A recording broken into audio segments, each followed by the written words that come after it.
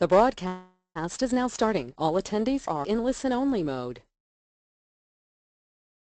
Good morning, everyone, and welcome to class number 5 as we move now from the philosophy part of the book into taking a look at different processes and structures that can certainly make a difference in terms of how we move our Catholic school development efforts forward.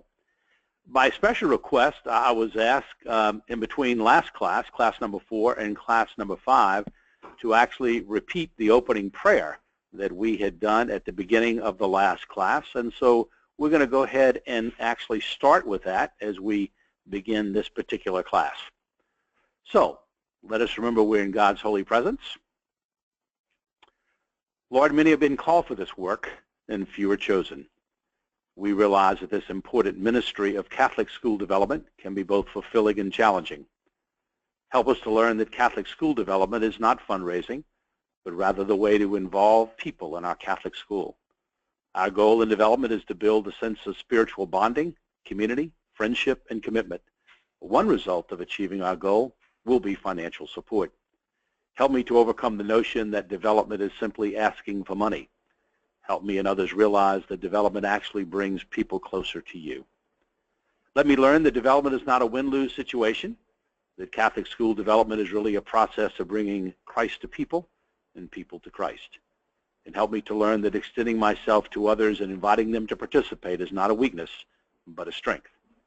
And please let these efforts of ours be successful by blessing us and giving us the courage to tell our story of need, our story of success, with boldness, with conviction, with commitment, and with love. Amen.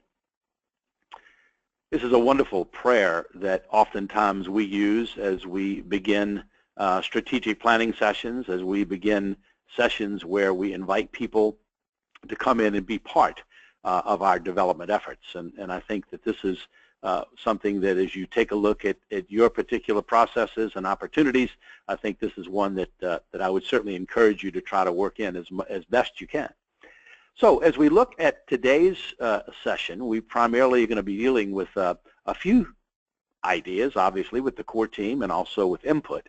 However, as we always recall at every class, the dedication of the book to Dr. Michael Guyot. A couple of other reminders. Most of you are doing the right thing in terms of communication. F.E. Donaldson at ISPD.com, and then having your name of your school and your name on it. And then I ask you in between last class and this class to also copy Jessica Meehan, and that's her email address.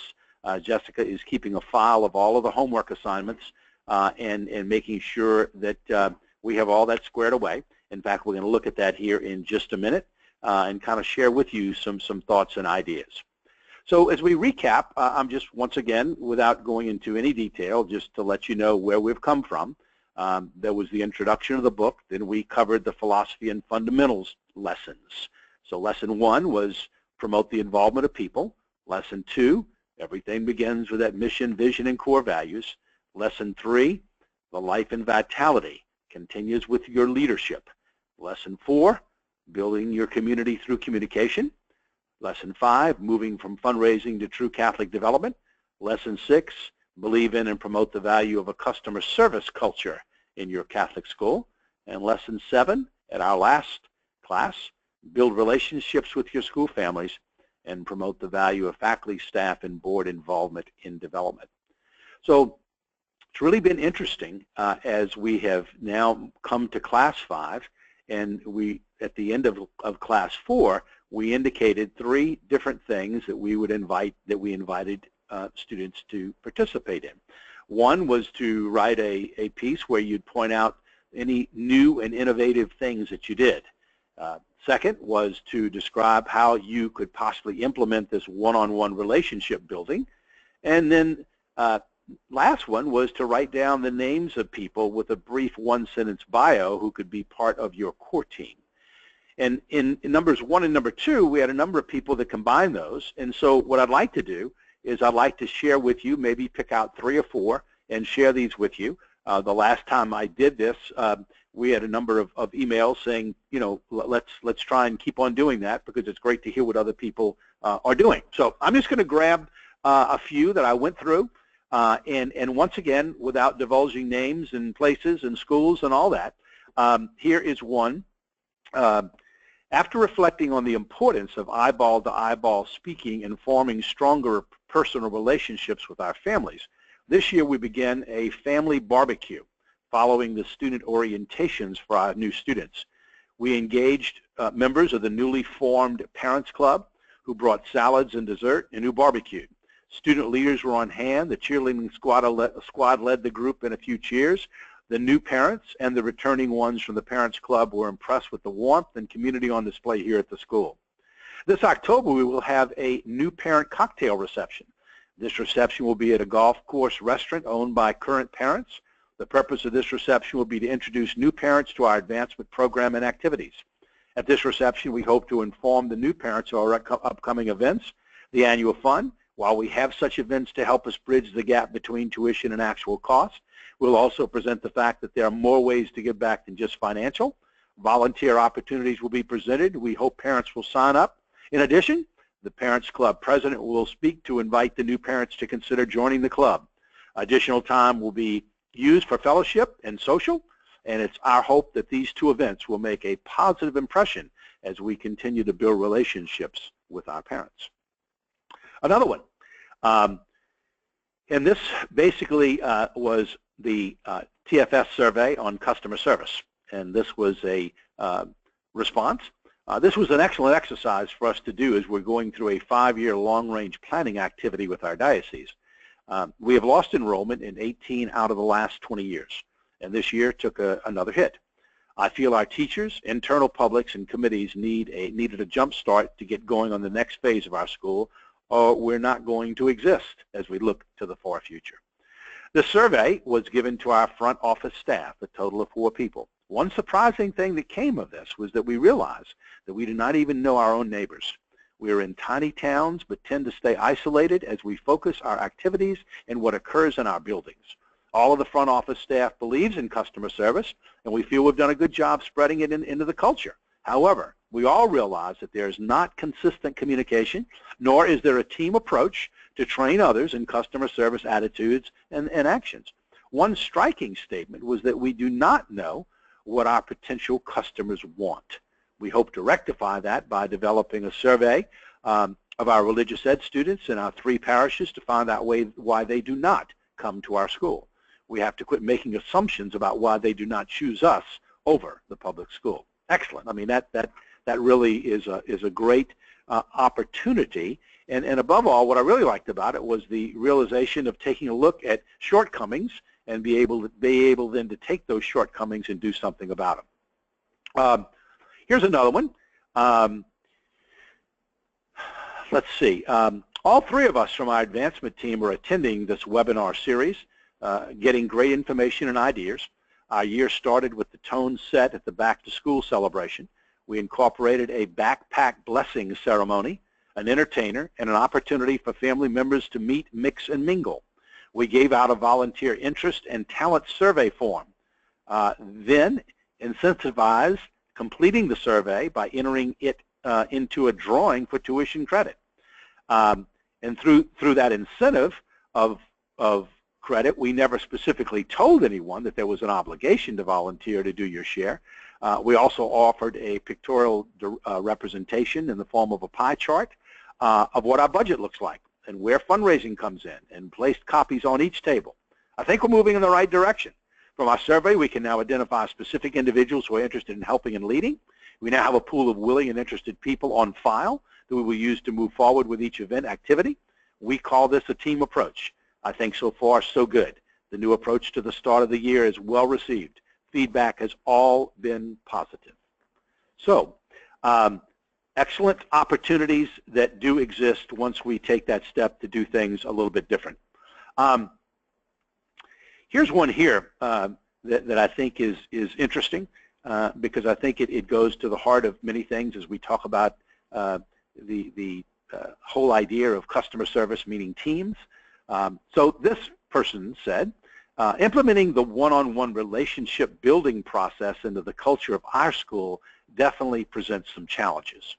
The approach that might succeed would be to start by designating a parent leader in each class to meet with and serve as a mentor for new families. As we see the benefits of that relationship, a parent leader and a faculty member could start meeting with parents as an extension of our annual parent-teacher meetings. Before the meetings, I would need to put together talking points for these meetings and get feedback from and approval of the principal. These would include specific programs we implement to ensure academic success, future plans of the school as we are growing, and volunteer opportunities. We want to invite all families to greater participation in the life of the school. The presentation from the August class pointed out that we need to find out how the school can best serve the families and make the child's experience a great one, as well as finding out what gifts the family would enjoy sharing. My plan is to begin discussions with faculty to identify families who might take on the mentor role for new families. I'll also begin discussions about implementation with the principal and assistant principal over the next few months. My initial inquiry about identifying 20 people for the development core team was dismissed as being too many people for our small school. So we'll talk about that in today's lesson. All right, and so lastly, one more. I'm fascinated by the concept of sending teams out to meet with families. It feels terrifying on the one hand because I'm sending out someone else, perhaps, and yet I can see how instrumental such a habit would be in establishing a culture of relationships. Kind of an interesting perspective, and once again, I applaud those of you that are beginning those discussions. One other thing before we move on to the lesson is a number of you sent me the list of core team members that you, remember that number down at the bottom of the slide that's presented right now. Through conversation and collaboration, write down the names of 20 people with a one-sentence bio description who would make outstanding development core team members. And so just to, without reading names, obviously, just to give you some of the bios, which I thought were really good. Here's one school where the core team members that have been nominated: attorney and longstanding member of the parish and school, very personable. Here's another one: store manager in a chain of large volume supermarkets in our area, excellent people skills as well as many years of business experience with planning and organizing. Our school principal, registered nurse and longtime parish member, Sacramento coordinator for reconciliation and First Eucharist and Family Program, longtime parish member and teacher in the school, somewhat of a newcomer to our parish, local television and radio personality, and retired teacher and longtime parish member, assistant police chief, U.S. Army veteran. Here's another school that indicates principal and alum, past parent, actively involved in the school, past teacher who is actively involved in the school, retired public school teacher with grandchildren in the school, parishioner who actively supports the school, a present parent who is a lawyer and serves on many committees, present parents who actively supports and participates in many of our friend and fundraising events. Here's another one, business owner who is an alumnus as well as his children and currently has a grandchild attending. Parishioner who provides many volunteer hours to the school. Another school, lastly, here's one, enormous supporter to our school and the entire community. Children are alums, grandchildren are here now. Former public school superintendent, parishioner and longtime community member. Former development director of a large organization and also an alum, teacher and parent. Great fundraiser, current parent, husband is alum. A planner, a fundraiser, and a parent. Former school board member, creative, a worker bee, great follow through. Here's a person that's very connected to the community. Here's a person that's a financial advisor. And so as you listen to these bios, so to speak, these are the kinds of things that we really want to plug into. I understand that each school is going to be different. I also understand that any time I mention that a core team of 15 to 18 people can be daunting, I understand that. I've had more conversations in my 26 years with people that when I indicate numbers like this, that they don't really doesn't really jive with what their thought processes are. All I can say is that after these 26 years in working with numerous Catholic schools, I have found over and over and over again, whether that school is a school of 1,200 students, all girls, all boys, or co-ed, whether that school is a school of 100 students, whether that school is a school that is 5 years old, 1 year old, or 50 years old, whether that school is rural, whether it's suburban, whether it's inner city, we have found that the core team concept works in any type of structure, and it works extremely well. Because if you really truly are getting what we're talking about in these classes, and you realize what is on the cover of that book that I wrote, you will notice over and over again that the key to development and advancement success is going to be the engagement of people. And if you shy away from the numbers that I'm throwing out, once again, I believe, and it's just my opinion, and I'm sure there can be stands that would be opposite of this one, I maintain that is a huge mistake. We have seen it really take place, like I said, in all configurations. So as we move forward, let's take a look, because now we move into processes and structures to advance Catholic schools. And so the rest of the lessons are going to deal with processes. To us, the most important process to begin, and one that is really interesting, and I'm going to share with you a kind of a personal story. But the history of this core team concept dates back really almost 25 years. As I think in the book it indicates this. If not, then I'll kind of share the story with you again. But doing a workshop in the Diocese of San Jose years ago, and it was a 2-day workshop when development was just coming in, and there was a sister that was there who was principal of the elementary school, and she and her pastor had come to the 2-day workshop. And at the end of the first day, both of them came up to me and said, Frank, this is really, really great stuff. We really appreciate what you're saying, but there's a problem that we see. And the problem that we see is that it seems like you're giving more work to the pastor and the principal. And the more I thought about it, the more I realized that they were right on point. They were right on target. Indeed, if you don't set up the infrastructure of development correctly, then you're going to have pour more work on the principal and pour more work on the pastor in many cases. And so what we came back and spent a year studying and really creating, and Michael Gilliot was part of these discussions. We talked about the core team concept. And we defined it as a group of 15 to 18 people who would create, implement, and sustain the development advancement processes.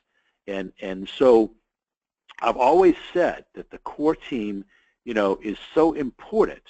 And I've had a number of schools that we've introduced this to that have actually put this in place. And the comment that I always receive is, I can't believe that we got along and got this far without this group, because they become really important. And so I'm going to try and articulate in this part of the lesson today, I'm going to try in the class today, I'm going to try to articulate why I see this as being so important, and also give you some practical pieces to it. So let's look at it. Let's look at it. If we look at an organizational structure of development advancement, then as we've said before, somewhere along the line, the leaders of your Catholic school, whether you be a high school or elementary school or pre-K through 12, whether you be a parochial school, regional school, whatever, at some point in time, those leaders said, we need to have a development office.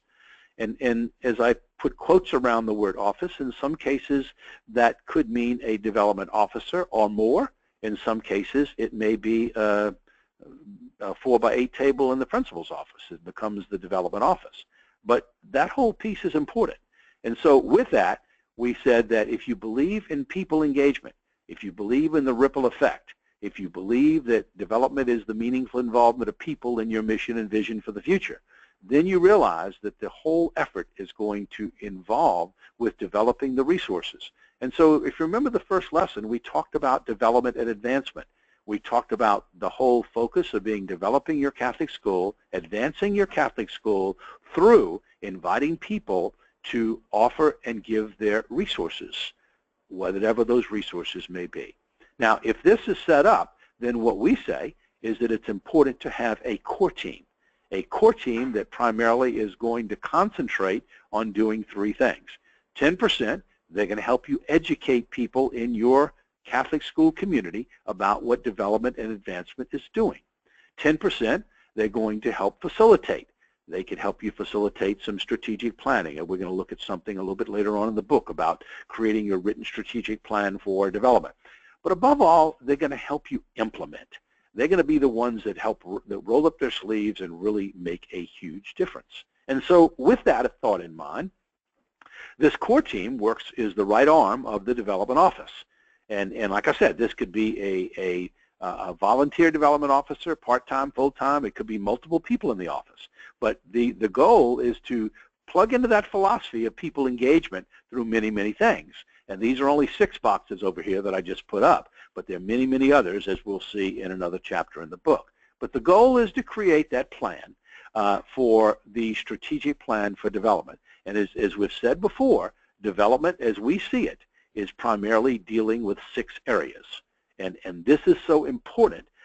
In fact, my newsletter, which will be coming out over the next week, is on this topic of why it is important that boards and pastors and principals understand what we mean by the infrastructure of a vibrant development effort. And so what we're talking about is 6 areas. And once again, the constituent records is one area. The communications is another area. The enrollment management is another area. Fund development, which is the annual fund, the capital campaign, planned giving, major gift work, endowment work. The alumni or alumni involvement, and then finally the fundraising events, of which many Catholic schools are heavy on. They're weighted. In fact, if you took that line going across, that line may be weighted heavily to the right. But these are the 6 areas of development. Everything fits underneath there. All your marketing, everything like that, that all fits, either under communications, under enrollment management, website, social media, everything. So as we look at these 6 areas, this core team is going to work with the development office, and in terms of that development office, they're going to help move some initiatives forward. We're going to look at that more specifically here in just a minute. But I think it's important that we realize where this core team concept fits in, because without understanding that, it may be something where you say to yourself, gosh, why do we even need a core team? We can do it. We can do it by ourselves. And the point that's missing with that stance is that belonging leads to believing. And the more people you invite to belong, the more they're going to believe.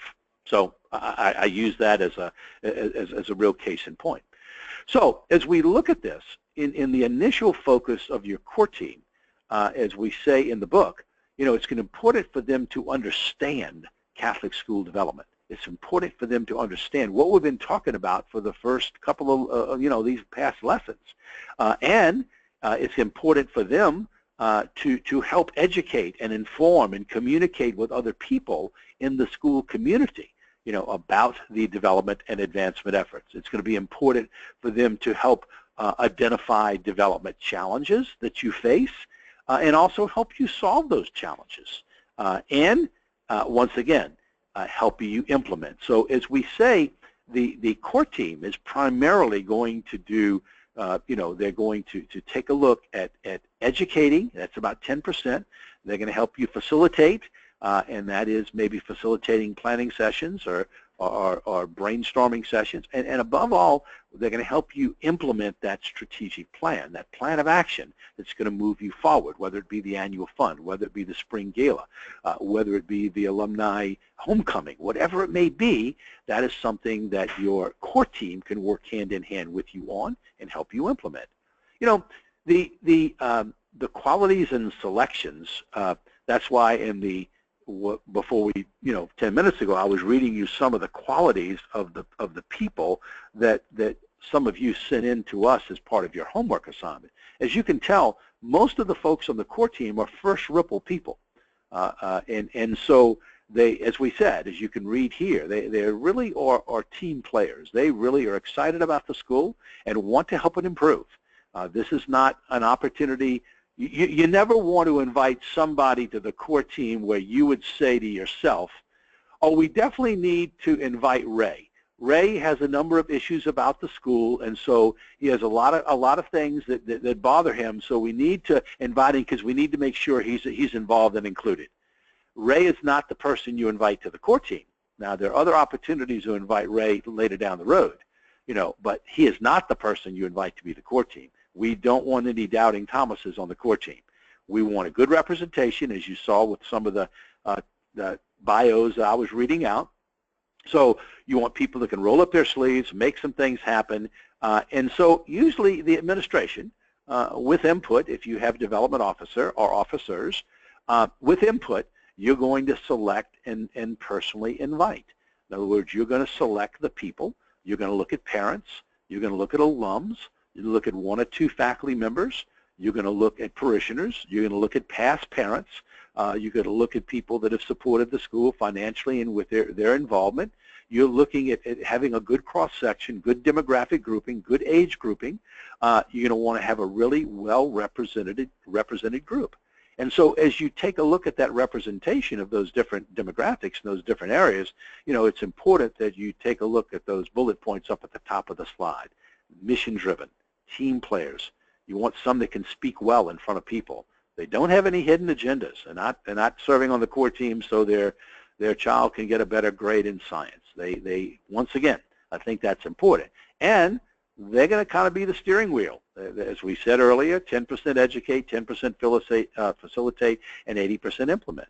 And so as you look at this, they are really going to help you. They are like your right arm of the development advancement efforts. And so you're going to have to spend some time. They can serve as spokespersons. They can also share concerns that they can share with you in these core team meetings. They are going to be asked to honor confidentiality, serve in leadership positions. And so as you look at this and you read that chapter of the book, you can see the kind of people that we're looking for. And the good news is in Catholic schools across America, there are many of these types of people. Many of these folks that send their children to Catholic schools are like this.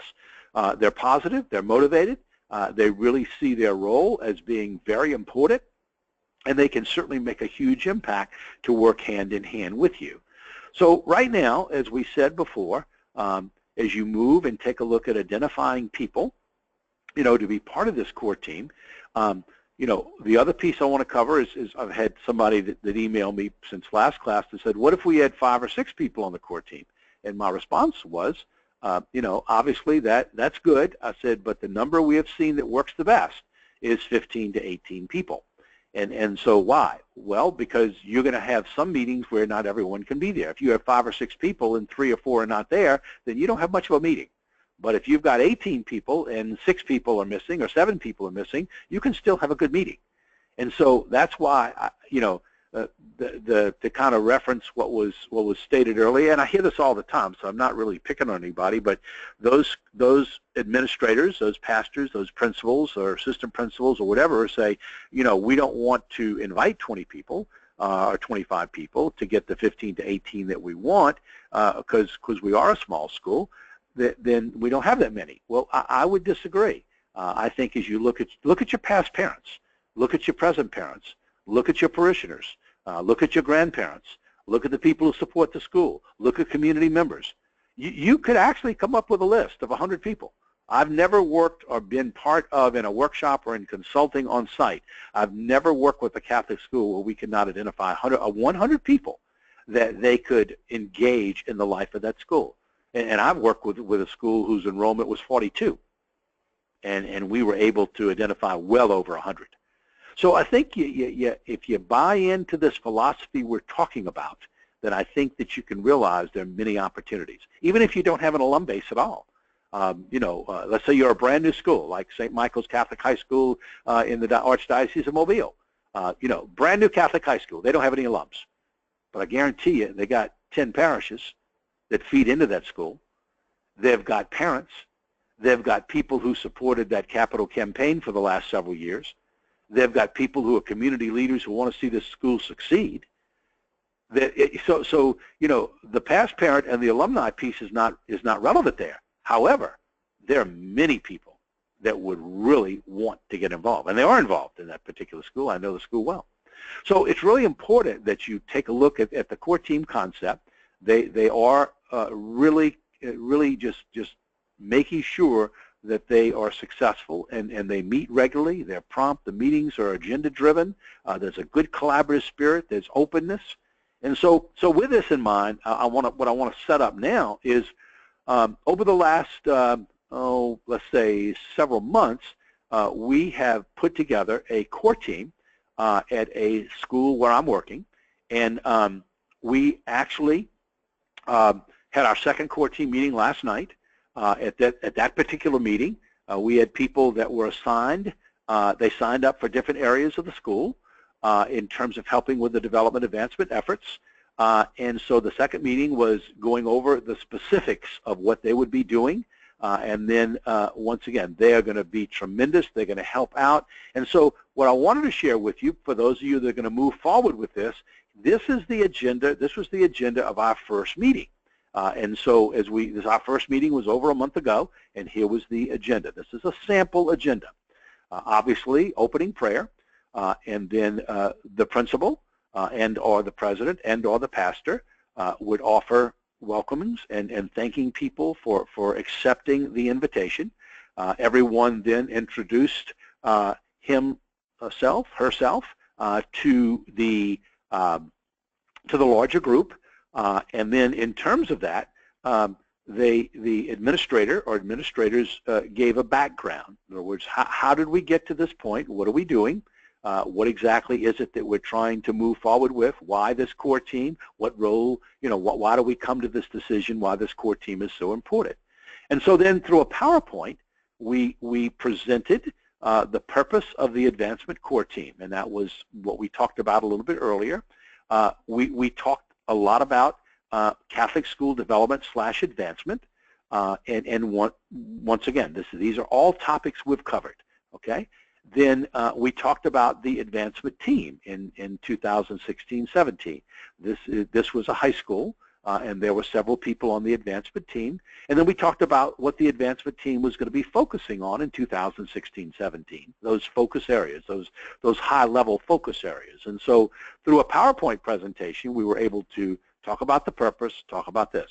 Then we switched gears and basically set this up where people realize, hey, listen, I understand what they're saying here. They really need our help in certain areas. We're not here to micromanage the advancement efforts. We're here to work hand in hand in those areas where the advancement team or the advancement officer or the principal or whomever needs assistance. Okay? They need some people that can really be innovative and move some innovative processes forward. And so the areas that we identified that we wanted core team members to work with us on, okay, was in our major donor receptions. And by that, what we meant by that was that in this one reception where we will be inviting 100+ people, we wanted to make sure every single one of those people received a personal invitation. And so here out goes a nice invitation, linen invitation card, and we called it the President Principal reception, and inviting people to come to this reception. And so every single one of them now is going to receive from a core team member who's working in that area a personal follow-up. Then granted, the administrators and the development officer are going to make some phone calls too, but here's 100, 150 people being invited. And so the core team, we're going to talk about what to say, and this is just simply to personally connect so everybody invited gets that personal invitation. So there's one area where that core team is going to help us, okay? They're also going to help in terms of alumni informational gathering sessions. This is a part that I talk about in the book in which class by class, a Catholic school, whether it's elementary or secondary school, would invite 5, 10, 15 people in from each class, and go over the list of graduates from that class and just find out further information about them. New job, just got married, sold a business, moved to a new location, all kinds of things. And so core team members have signed up to help with that and making sure we find that. The Gap Drive for parents. This is going to be an organization where we've got 5 core team members. This is a school of 8th, 9th, 10th, 11th, and 12th grade. So we will have 5 of the core team members who are going to help organize each of the 5 classes. And the goal is to have 20 class captains. It's a large school, 1,200 students. We're going to have 20 class captains in each of the 5 classes. And their role is going to be, after the information has been mailed out, their role will be to call people and to invite them to get their intention card back to the school by a certain deadline or date. All the major donor work and the gift work has been done in advance. Alumni annual giving, phone outreach. There's going to be 3 phone outreaches during the course of the year, and so those core team members will help with that phone outreach. Specific events such as open house and spring gala, they're people that are needed help in terms of welcoming and hospitality, and the spring gala helping to do various and sundry things. And then corporate sponsorship opportunities, really being involved in a think tank where during the year we're going to discuss different ways that businesses and corporations can become involved in the school. So here are 6 areas. Now you look at these areas and you say, well, the development officer should do that. Well, I guarantee you, if you invited 200 people to a major gift reception and you told the development officer, hey, listen, call everybody and personally invite them, that would be very time consuming. Alumni informational gathering sessions. If you told the person handling this, hey, listen, we want you to invite, you got 50 classes who graduated from here. We want you to invite every class. That's daunting. Gap Drive for parents. We have, so many parents, we want you to call them all and make sure they get their intention card in. Alumni annual giving, same thing. Open house, spring gala. So in all of these 6 areas, core team members have signed up from 1 or more or areas to work with the advancement team in terms of moving it forward. And of course, in this first meeting, we explained all this and said first, second, third choice. So I think it's really important that as you look at this, what this core team can do. I can assure you at the end of last night's meeting, when we shared this was the second meeting, as we shared with them the assignments and let them know that if there's been placed in an area, because usually 70% of where they were placed was their choice, but then 30% was where we had more needs, and so we put them in those areas. And I can assure you there was a lot of excitement, and I think the whole idea to have everyone realize that this was something that we needed to be doing a long time ago, and I think it's going to be a great asset and a great piece in terms of moving development forward. So that development core team concept, that chapter in the book, it's that lesson 9 is something you obviously can tell we believe in. We continue along to make it work, and this is what I like about this is that here this particular school that I'm referencing on the screen is a highly successful Catholic high school, one of the top high schools in the country, and they have been doing advancement very successfully for years and years and years and years, and yet the administration was very open to this core team concept, and they didn't take the position that, hey, we've got it, we're not, we're not so successful to the point we can't be open to listen to new ideas and new innovative thoughts, and so this is off to a wonderful start in terms of moving that along. So I really, really encourage you to move forward on your development core team. Lesson 10 talks about seeking input, and in the book I reference Father Jim Manning from the Archdiocese of Cincinnati. Father Jim always talks about pipelining to your people. And it's so important that you know, as he says, what Bubba in the pew's thinking and what Polly in the parking lot's talking about. And so as you take a look at this, there are many different ways that you can seek input. As you know, there's one-on-one conversations, there's president or principal coffee gatherings, there's Q&A sessions that can be part of regularly scheduled meetings, there's surveys, there's questionnaires, there's focus groups. I mean, there's all kinds of ways to seek input. the main hurdle we find that most Catholic schools have to get over is the fact that with this, it can be scary. You know, it can be scary. What are people going to say? And so I've always felt that those Catholic schools that take this on are really showing a real openness, a real quote-unquote customer service approach, in the sense that we want to get better, and we're doing this based upon two words: continuous improvement. Continuous improvement. How do we get better?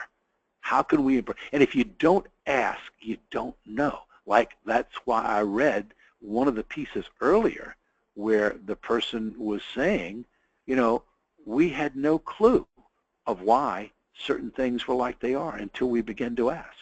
And so what we have found through the years is that there are two main processes. There are many that can be used, but there are two main processes that we have found that have been hugely successful.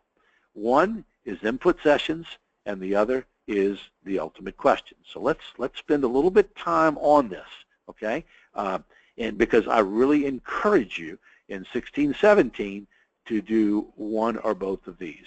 Really, really great input you can receive. The input sessions.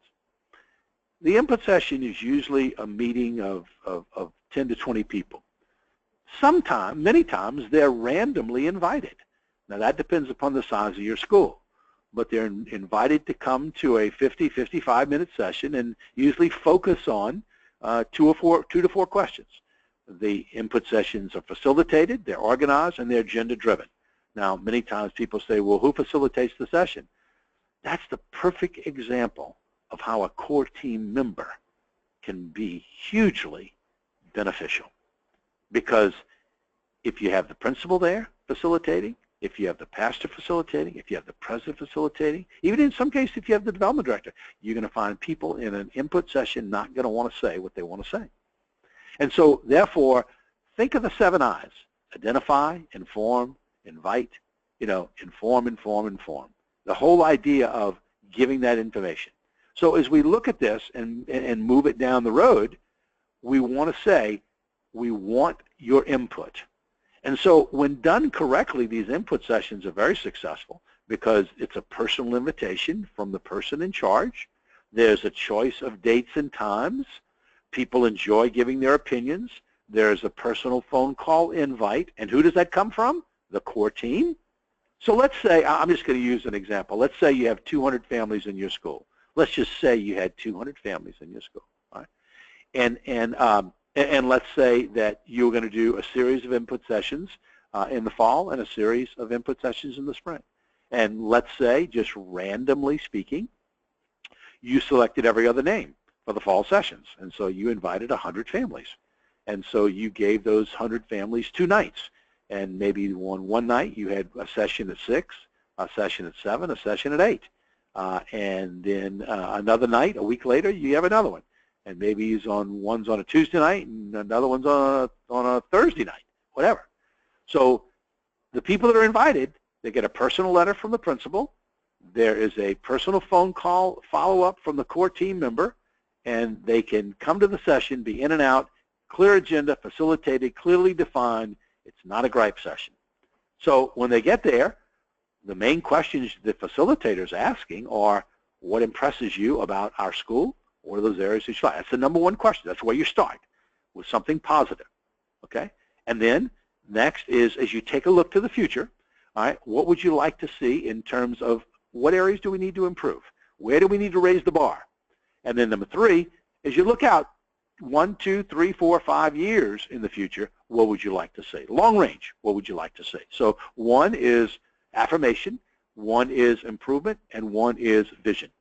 So those are the 3 main questions. And with these questions, everybody also has an individual input sheet which they are given as they walk in, and that individual input sheet has the same 3 questions on it in which they can write their responses and hand it in. Why is that important? Because let's say some person has something that is very, personally want to talk about. Or let's say they're shy and don't like to say anything. or let's say you ran out of time and you didn't have enough time for people to share their ideas, and so they're able to write that down. So with that in mind, this entire process in the book is all on page 38, and the established procedures and guidelines to make it all work is on page 39. So I'm not going to sit here and read all that to you, but it really does go through. I think the key to it all is there is a personal letter, there is a personalized follow-up, there is a choice of dates, there's a choice of times, and people are asked to come for 50 or 55 minutes. Now, at the input session, you don't have to keep flip chart paper stuff because it's not that important for everybody to see the same visual. However, someone needs to be taking notes. And so when you leave the input session, you're coming away with two sets of things, input. Number one, you're coming away with the set of notes that the scribe has been taking based upon those three questions, okay? And he or she then can take that home and put it all together in a nice Microsoft Word document and get it back to you, you know, and then everybody that's in attendance is strongly, and I use the word strongly, you know, really seriously, strongly invited to answer any questions on their individual input sheet, okay?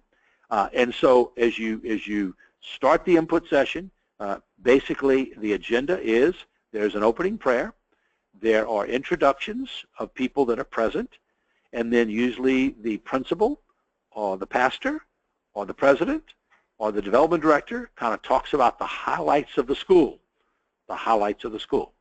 We encourage, and there's always, you know, question about this, we encourage that the president, the pastor, the principal leave the room. Why? As I said earlier, there are many things that people do not want to talk about in front of the person because of various reasons. And so we say opening prayer, introductions, the president, the pastor, the principal can give some highlights and then move out the room, and then the facilitator takes over. When the facilitator is someone who's objective from the core team, that makes it all the better. The facilitator is going to go over the guidelines, and that type of stuff is also in the book. We want to hear from everyone. This is not a gripe session. Please make sure that you respect everyone's opinion.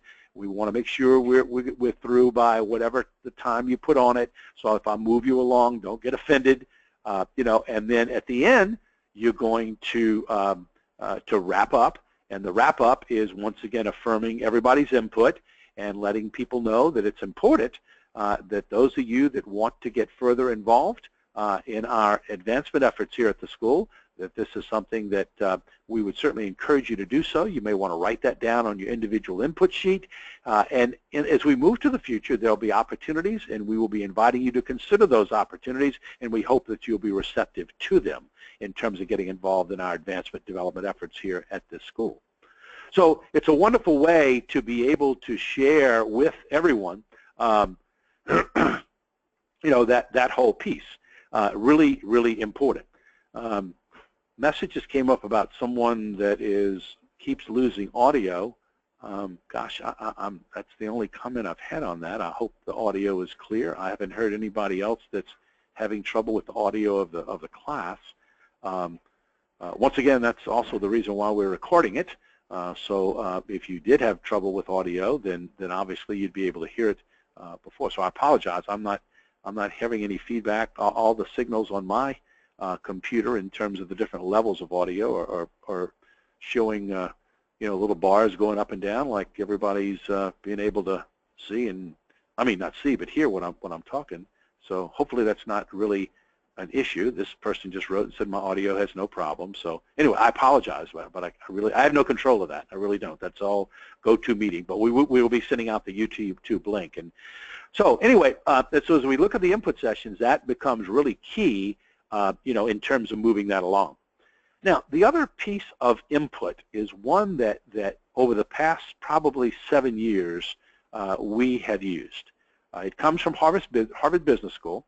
You've seen it out in the retail markets, but it's called the ultimate question.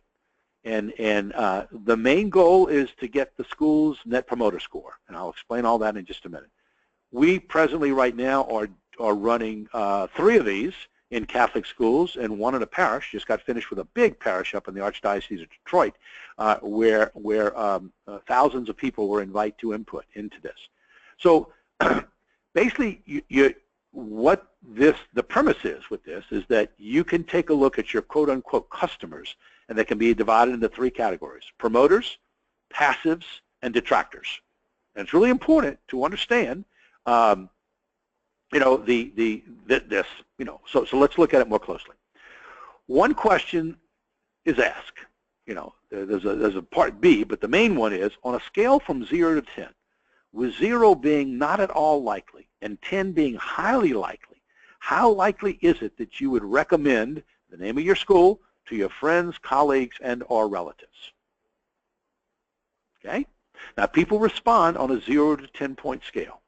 We recommend that board, faculty, staff, student leaders, parents, and alums all be invited to take the survey. Yes, student leaders, even in elementary school, yes, all be invited to take the survey. And it can all be done online. Every time we work with a school or a parish, we set it up through SurveyMonkey. And that way you get immediate results, and you can monitor as it goes forward. A letter can go out with the link. They click on the link. It takes them directly to the survey.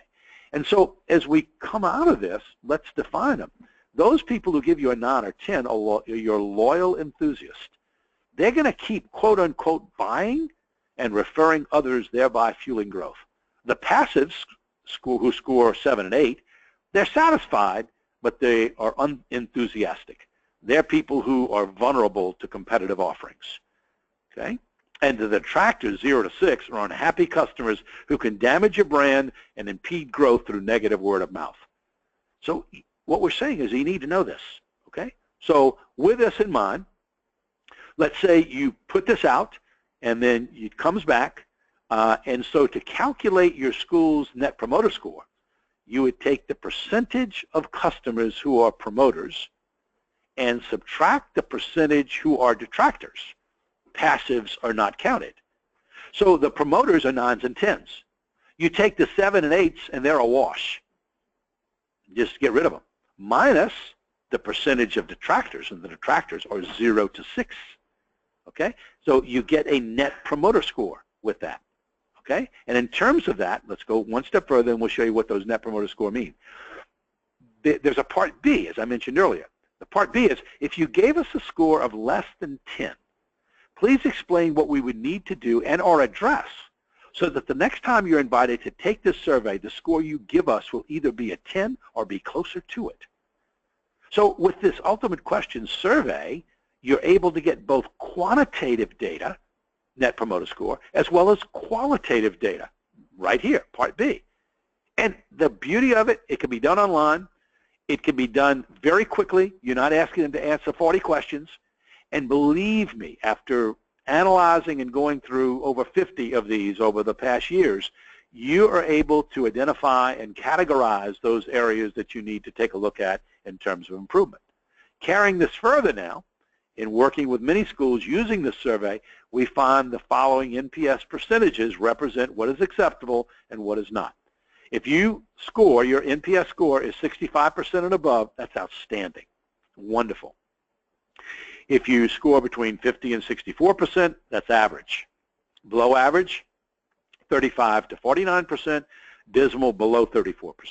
Okay? Now, what is good about this is that not only can you get your overall score as you look at it, but if you are going to survey, and one of the first things is, please check, whether you're a board member, whether you're a parent, etc. You can take a look and see how your parents responded, how your students responded, how your faculty and staff responded. Okay, so you can really begin to see exactly how that pulls out. It is a wonderful way that as you look at this, that you're able then to seek input and get both quantitative information as well as qualitative information. And so as we look at the input sessions and we look at the ultimate question, as we look at the 7 I's of identify, inform, invite, involve, implement, invest, and improve, we've said over and over again, the one I we seem to miss out on is that third one, the personal invitation. And so with the input sessions, people are personally invited with a letter. They're personally invited with a phone call. With the ultimate question, they're personally invited to fill in a survey, and that can be done both with email as well as with phone call. So it really gives you excellent information. Those of you that really work with either or both, you're going to really get a good read on what your constituents, are saying. These are the two main ones we use over and over again with schools and parishes where we work. And that's why in this lesson, we, instead of going into 6 kinds of surveys, we wanted to focus in on input sessions, and we wanted to focus in on the ultimate question from Harvard Business School. So as we move now into September to October, and this being busy times, we're going to try to make this easy as we move in from here to our October class. We'd like you to select one of the following, okay? And like I said, we're going to make this homework assignment this month easy. Please write a piece describing where you are in the core team formation process. Just let me know, okay? If you want to offer any questions about it or objections about it or concerns about it or whatever, let me know. I'll be glad when I have time to get back with you, and usually I respond within 1, 2, 3 days, okay? Second is, if applicable, write a piece on how you plan to seek constituent input during the 16-17 school year from parents, faculty, staff, alums, students, and board or parent council, like a Parents Advisory Council. These are the audiences we feel are important for you to seek input from. I think it is written. Now, if you're a parochial school, then you may want to add your parishioners, obviously. Parish council, finance council, okay, really, really important, okay? So the homework is then grab one of these and just let me know how the core team formation is coming, or if you're going to do input, then to go ahead and do that. And so as we then move farther, we are going to probably a little bit more than a couple of weeks, actually a week from tomorrow, I think it is. No, a week from Friday. 2 weeks from Friday. Getting all my dates mixed up here. Our next class is going to talk about assessment.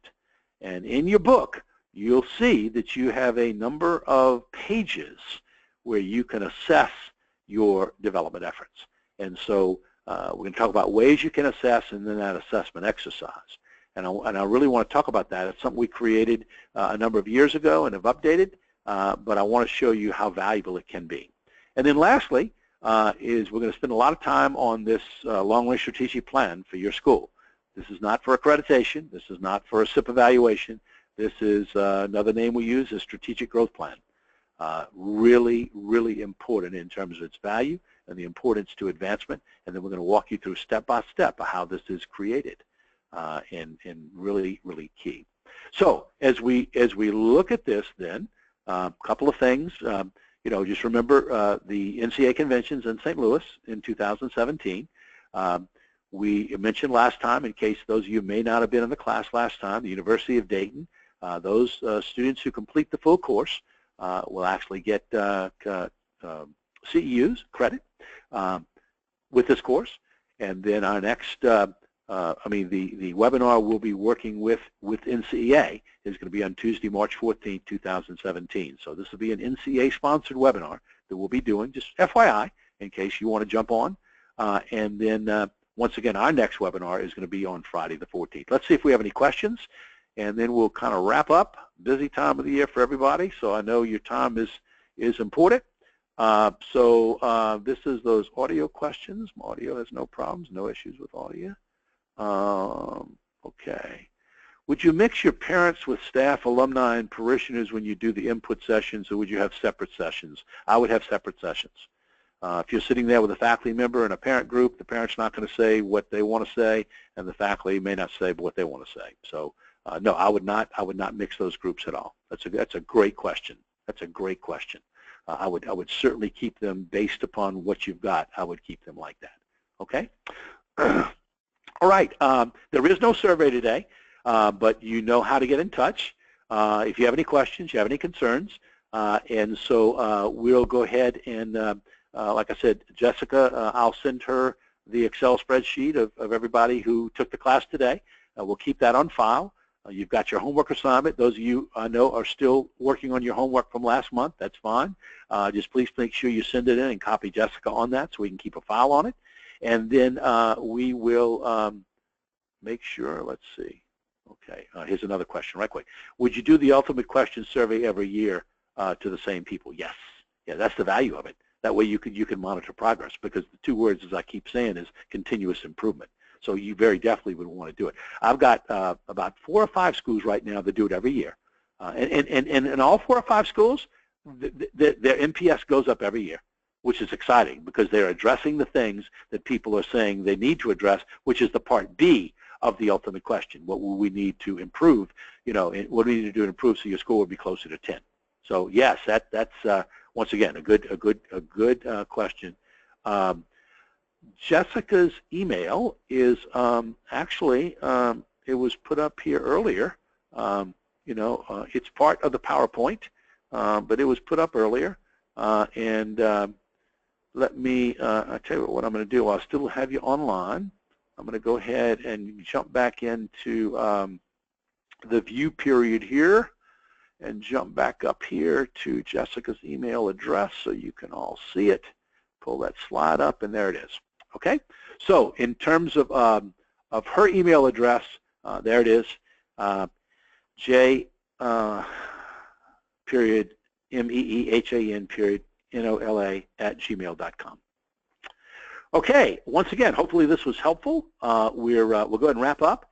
And once again, thank you. Great homework, and it is really great. So many of you are keeping up with this. It really is exciting. Just there's a lot of progress being made by a lot of you, and that's so gratifying.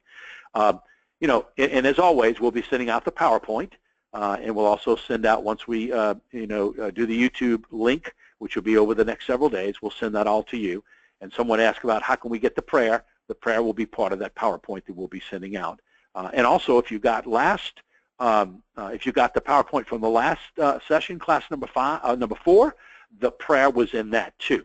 So we've used that prayer for class 4, and we've also used that prayer for class 5. So good luck with everything you're doing, and let us hear from you. And once again, see you in October. Okay? Thank you.